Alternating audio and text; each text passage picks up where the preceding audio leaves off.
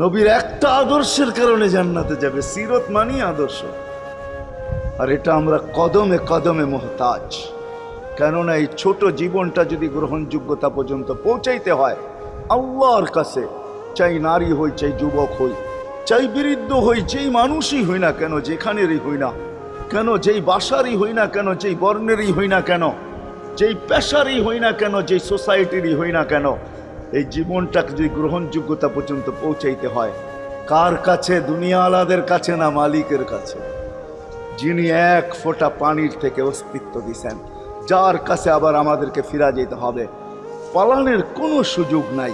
এই জন্যই কোরআন আমাদেরকে বোঝায় আইনাল মাফার। আল্লাহ বলতেছে কোথায় ভাগবে তুমি, বলো কোথায় ভাগবে? কবির কথাই সত্য, যদিও নাকি পালাও তুমি আকাশেতে লাগিয়ে সিঁড়ি, সিঁড়ি লাগাও যদি